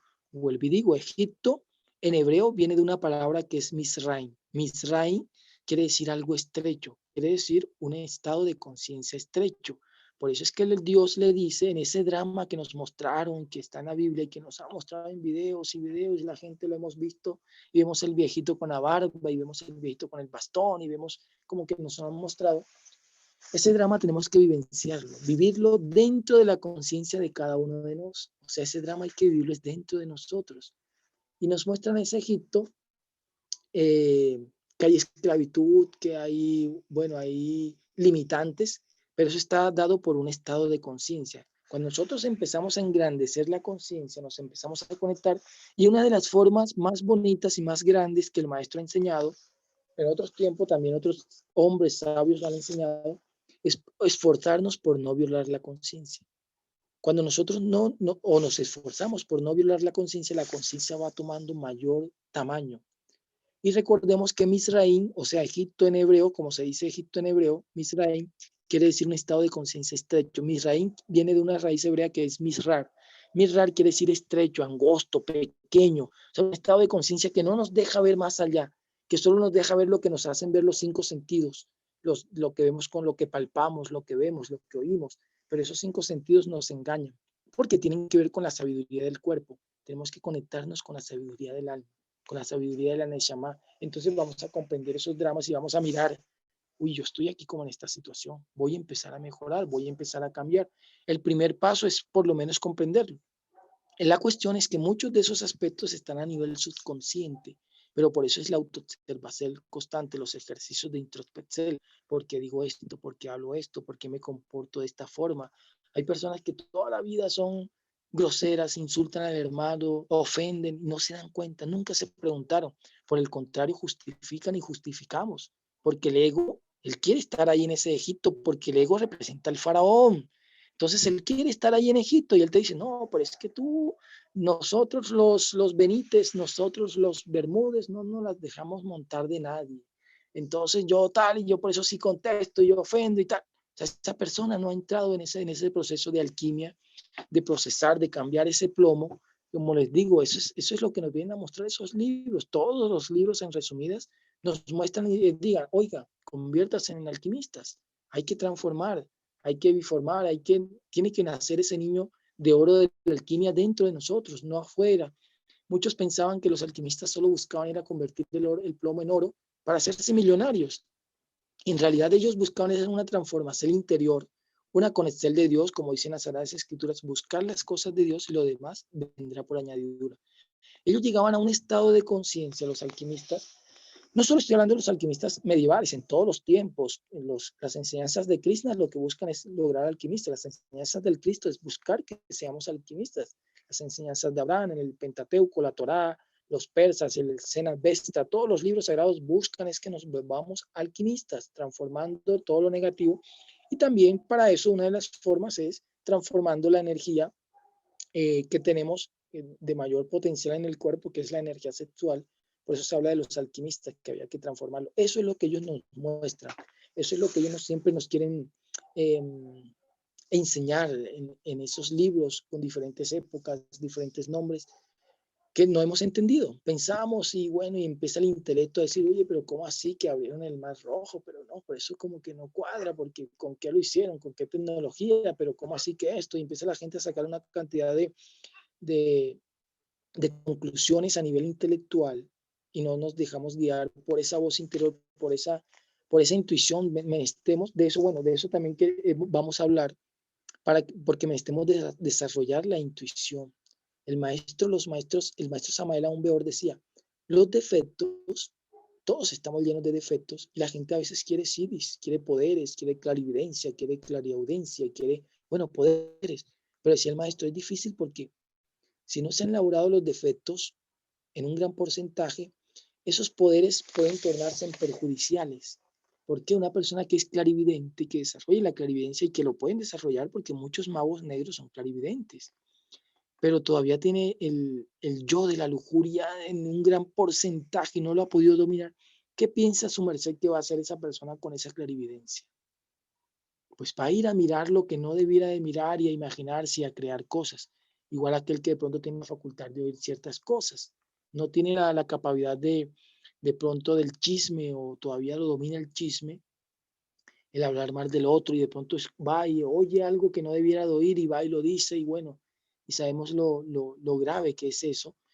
Entonces debemos desde procurar, por lo menos, a laborar con la intuición, porque la intuición es la voz de la conciencia, la voz de Dios, la que nos va a decir, es por aquí, y esa no se equivoca porque es la voz de Dios, no pasa por el filtro del intelecto, de pronto sí, será que no, pero es que porque es azul, pero mejor es rojo, y porque lo hicieron el viernes, una cantidad de la intelequia que no nos deja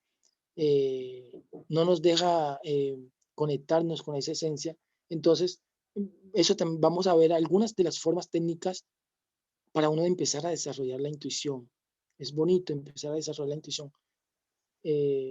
Como que se siente uno con esa seguridad, y todo lo que uno va a hacer,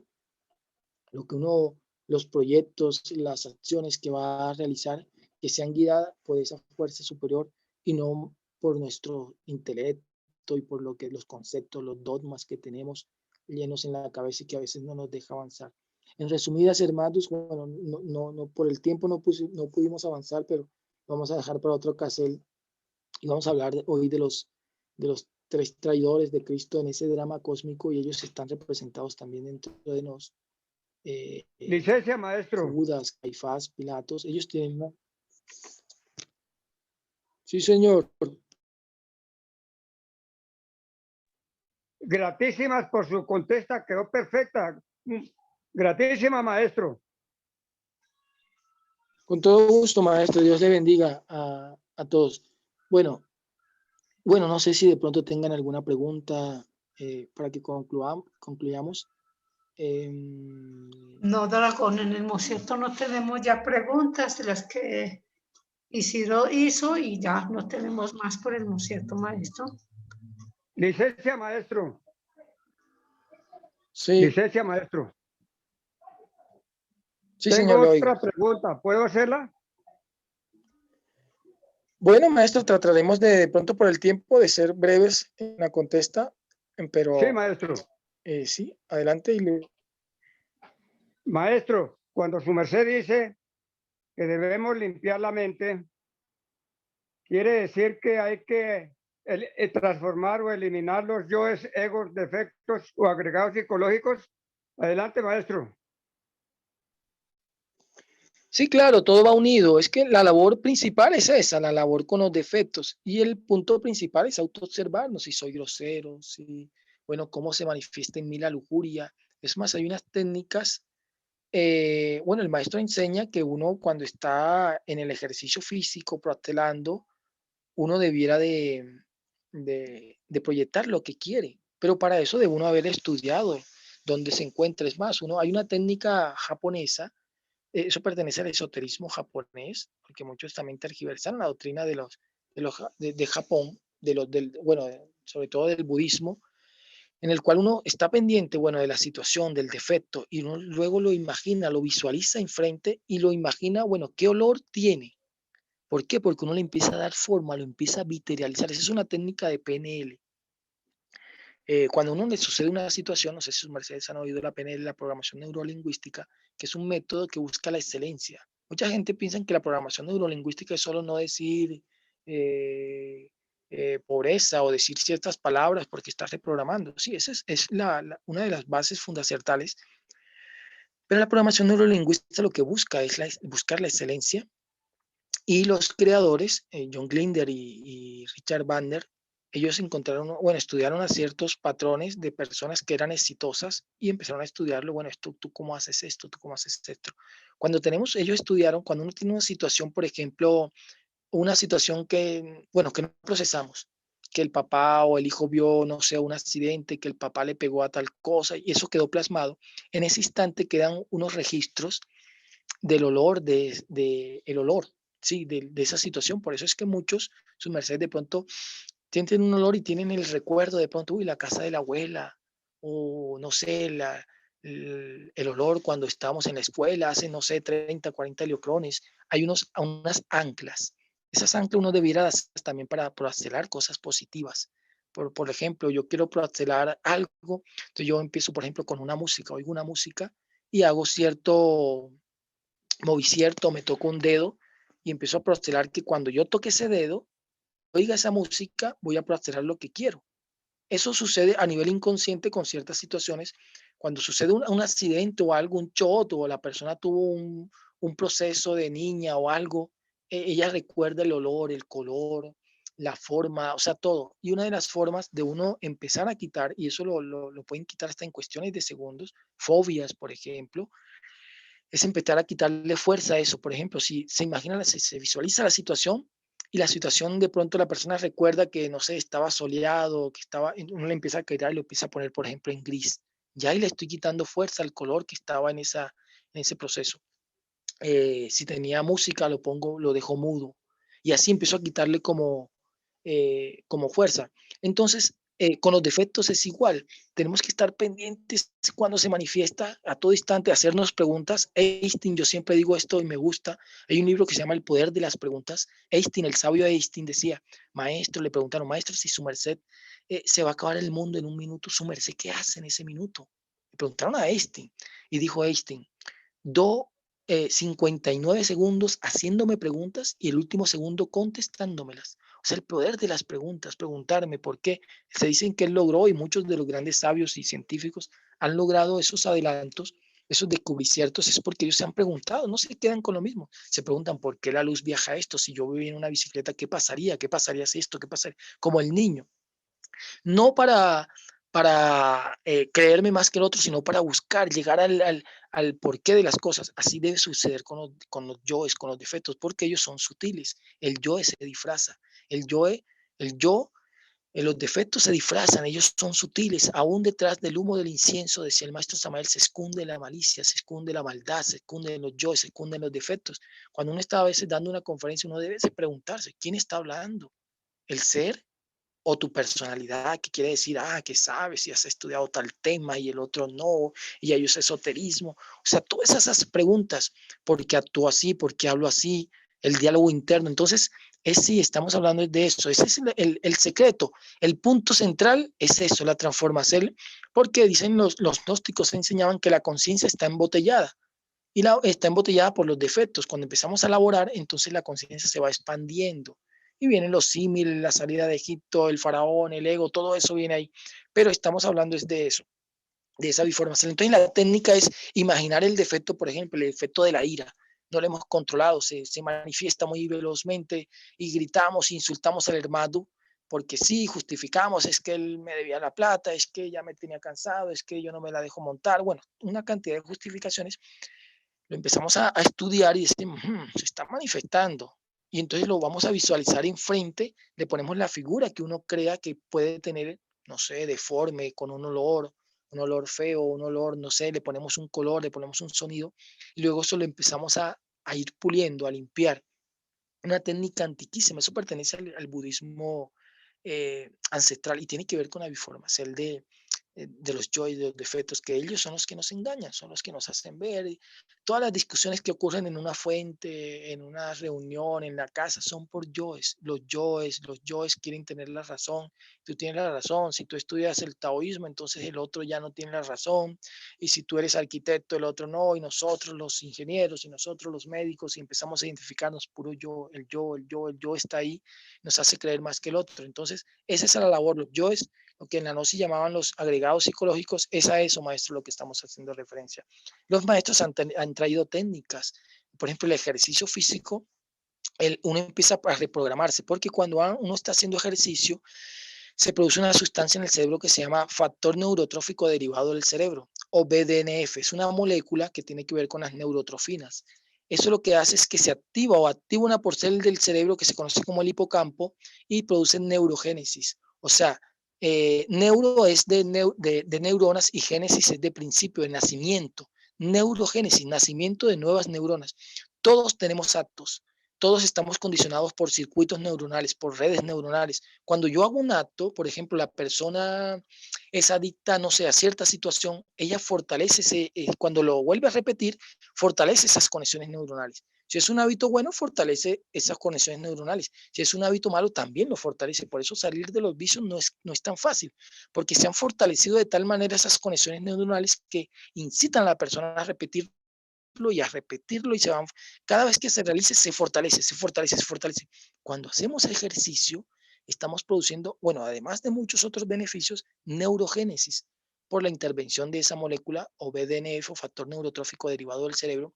Y neurogénesis quiere decir que formamos nuevas neuronas y es como cuando tenemos un cassette en blanco para que nosotros lo empecemos a programar y empecemos a cambiar hábitos y empecemos a cambiar costumbres y empecemos a evitar ciertas circunstancias que venimos repitiendo y no logramos el cambio. Bueno, eso es una de las muchas técnicas que los maestros te enseñan y muchos preguntan, ¿pero qué tiene que ver el ejercicio con espiritualidad? No, eso están más cerrados ¿qué tiene que ver hacer actividad? Tiene que ver muchísimo, porque se está trabajando, se está elaborando con, bueno, son leyes que tienen que ver con la física interior y con la bioquímica, o sea, un cambio estructural que se va a lograr. Bueno, eso sería la contesta, venerable maestro. Entonces yo pienso que por cuestiones de tiempo dejemos por hoy, en el día de hoy, gratísimas a todos los que estuvieron presentes, a la maestra que estuvo en la moderación, Dios le bendiga, grande Inti, a su merced, a su casa, su familia, mucha abundancia. Entonces, gratísimas por estar en el día de hoy. Entonces, damos por concluido la conferencia del día de hoy. Otra cosa.